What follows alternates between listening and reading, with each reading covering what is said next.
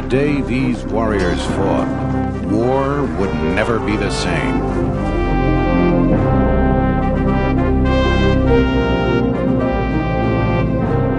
They would march farther than any soldiers before them and outfight every army they met.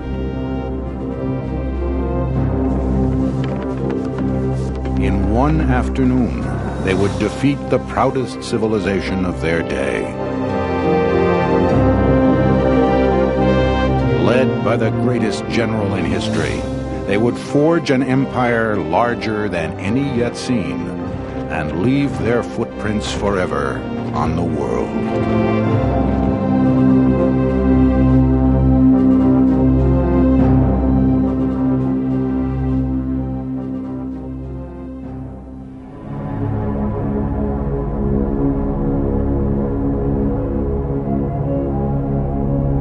As the mists of dawn lifted on an autumn day in 338 BC, the pride of ancient Greece was challenged by an upstart from the north. King Philip of Macedon had come to fulfill a bold dream, uniting the Greek city-states by force. Now, two of these states stood together against him, Thebes and Athens.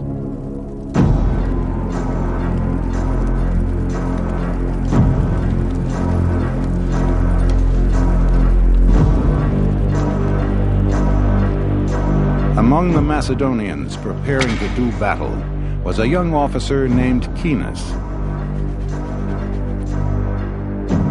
From this day, he would journey to glory undreamed of and lands unheard of.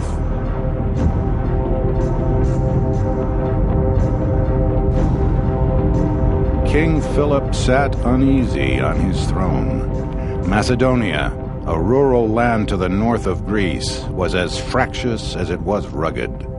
The loyalty of the peasants extended no further than their lord. By marriage, diplomacy, bribery, and force, Philip molded a nation. Eyeing Greece, he dreamed of empire.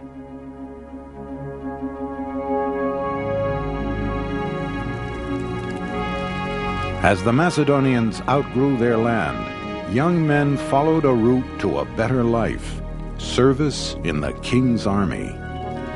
Rich and poor enlisted with high expectations. They would not be disappointed. Coming from martial stock, Cinas was destined to serve his king. His father had estates and influence, and so Cinas entered the army as an officer. But he was drilled as relentlessly as any recruit.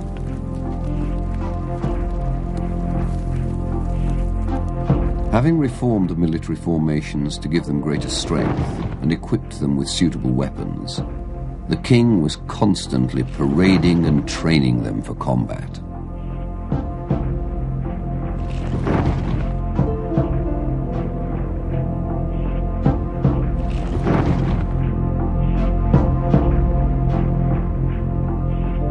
As a youth, Philip had been a captive of Thebes and a student of its army.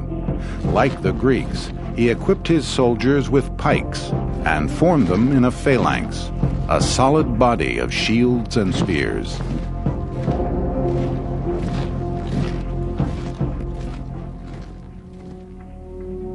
Philip had learned not only the Greek strengths, but their weaknesses. Unlike their army or any other, his would wage war year-round. He would give his enemy no time to prepare or recover. I need not mention that he makes no distinction between summer and winter, that he has no stated season of repose.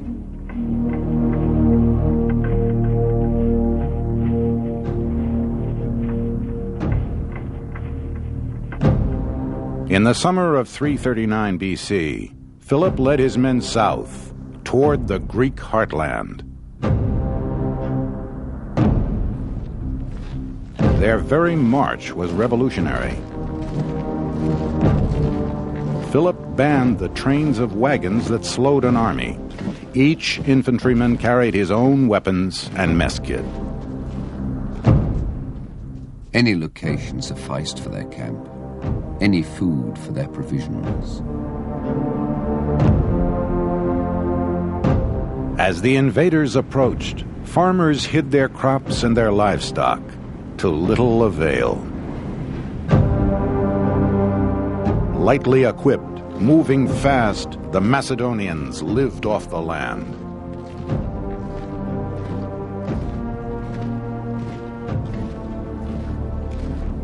Even on campaign, they honed their skills.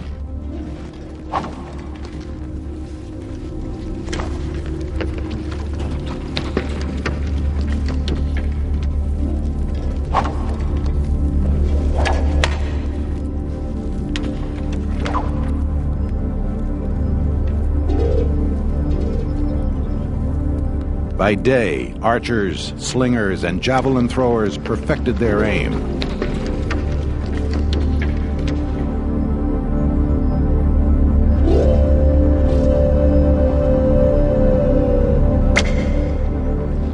As night fell, they prepared to rub salt into the wounds they would inflict by carving taunts in their missiles.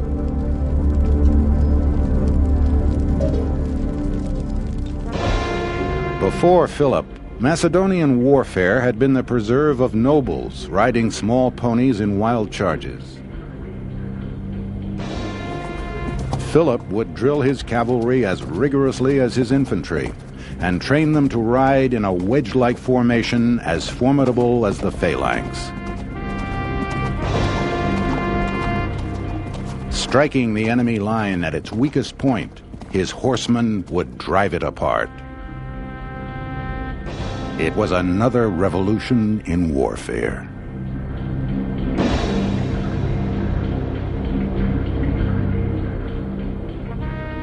At a place called Chaeronea, Philip's army found their way barred by more than 30,000 Greeks.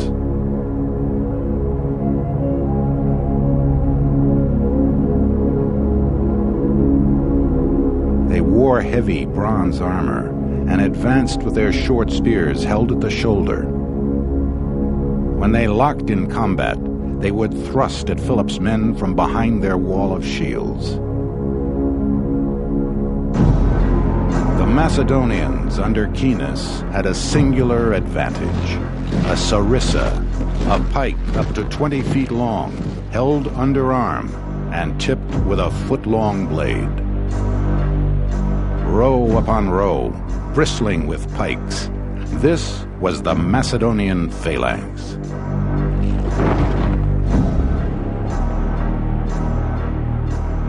Each man of the first rank has the points of 5 pikes extending beyond him. Those further back than the 5th rank hold theirs slanting over the shoulders of those in front, so as to protect the whole formation, keeping off by this serried mass of pikes all missiles. The first and last ranks wore heavy breastplates. The troops within the phalanx, needing only a light shield, were relieved of the burden of armor, and Philip was relieved of its cost. Thus could he field such a large army. So long as its lines remained unbroken, this forest of pikes could not be penetrated.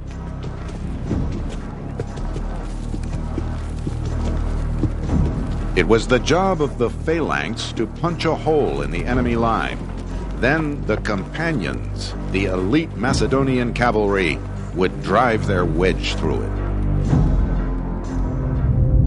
Philip now deployed his infantry, 30,000 men. 2,000 horsemen under his teenage son Alexander waited for their opening.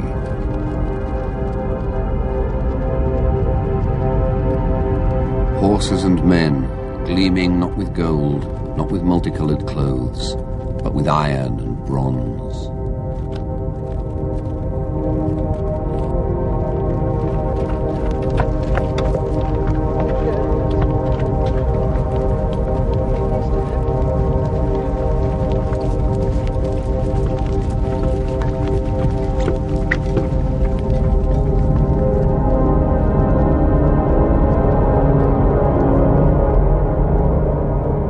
60,000 men advanced across the plain.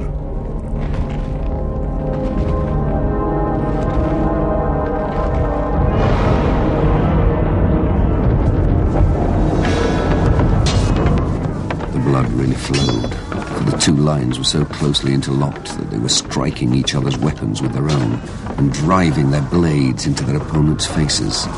It was now impossible for the timid and the cowardly to remain inactive. Foot against foot, they were virtually engaging in single combat, standing in the same spot until they could make further room for themselves by winning the fight.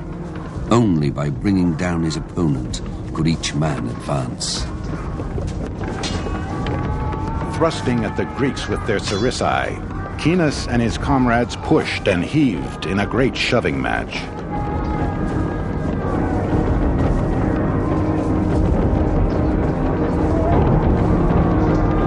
At the height of the battle, Philip signaled his right flank to steadily fall back.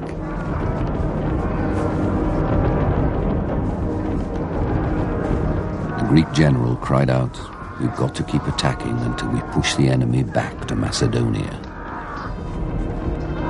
Philip remarked, "The Greeks don't know how to win." On the Macedonians' right, the men kept pulling back. Sensing victory, the Greeks surged forward. What looked like retreat was a well-rehearsed trap.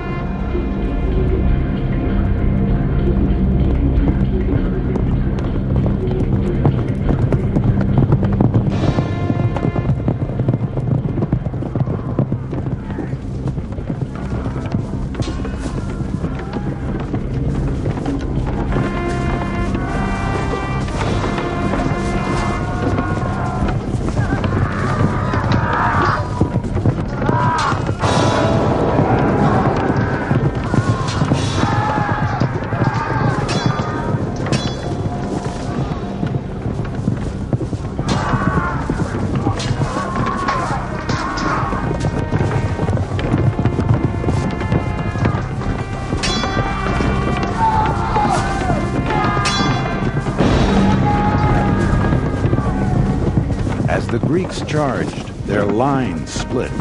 The Macedonian cavalry, led by Prince Alexander, struck at the gap.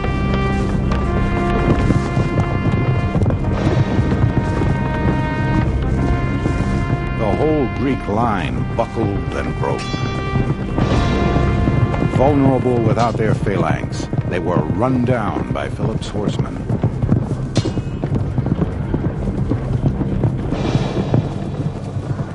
The Greek army was destroyed. A lion would mark the graves of the Theban sacred band, an elite unit wiped out by Macedonians in a few hours.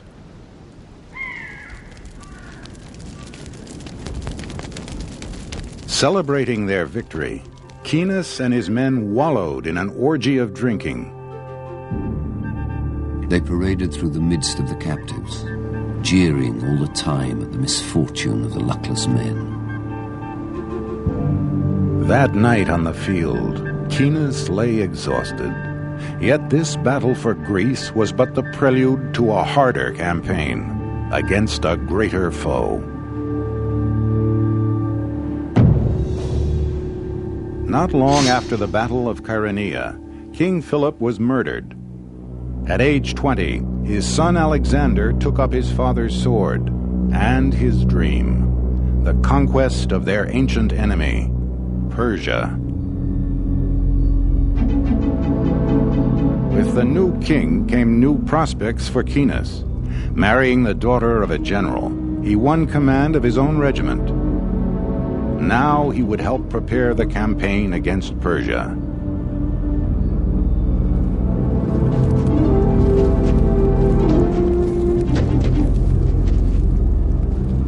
It was a land that could be as hostile as its army.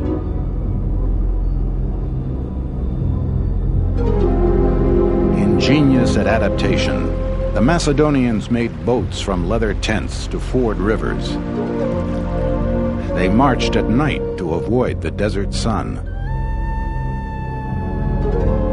In the first year of the campaign, the newlywed Keenus was permitted to return home to see his wife.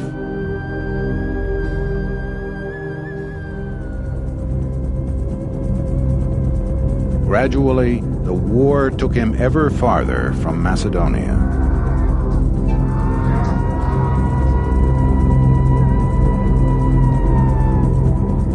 No obstacle halted Alexander's army.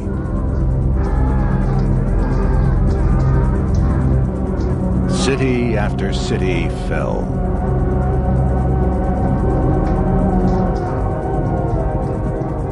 Persians deserted and swelled the ranks of the victorious Macedonians. Then this unstoppable force came to an object that would not yield. The city of Tyre.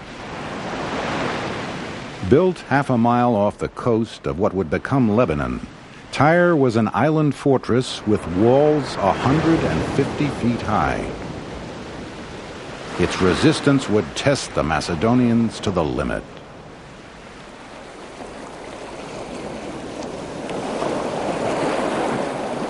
Since the Persians would not come to him, Alexander would go to the Persians.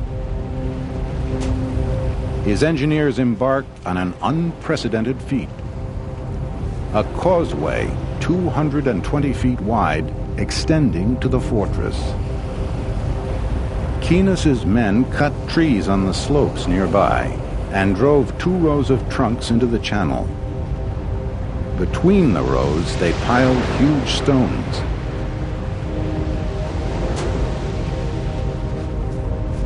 As the Macedonians advanced toward the island, the Tyrians poured down a constant hail of rocks, arrows, and hot sand. Armor might deflect arrows, but the sand worked its way through. It was so painful that men dove into the water for relief, only to drown under the weight of their armor. Alexander's engineers erected 2 towers as high as the walls of Tyre, covered in animal hides. From atop them, Keenus directed his troops to return fire and clear the battlements.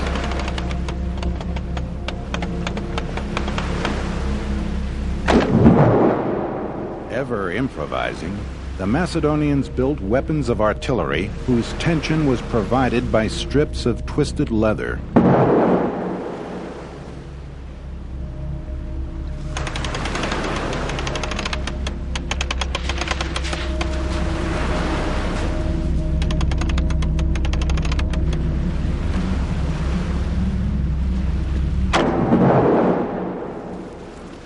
The Tyrians sent a fire ship against the Macedonian towers and set them ablaze. Hundreds of men perished, but the siege went on. When they finally reached the walls, galleys with iron rams battered an opening.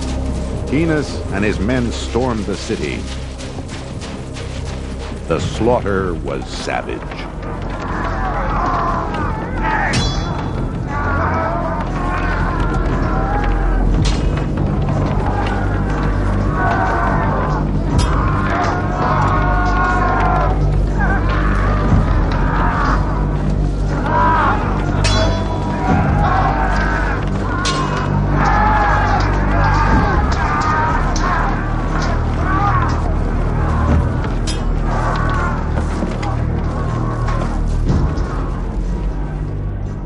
After 6 months of siege, the Macedonians showed no mercy.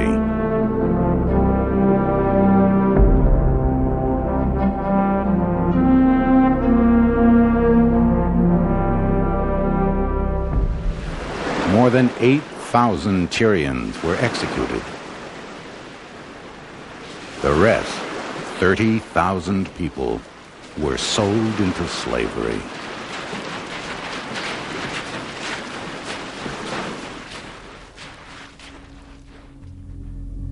Persia fell.